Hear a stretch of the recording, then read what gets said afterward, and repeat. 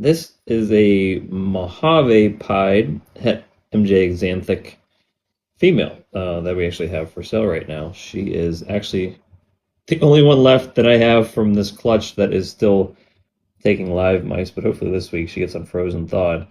But look how cool it is on the Mojave pied, how the head's really, really dark, and then it leads into that really golden color on the back of their body. But check this girl out on Morph Market.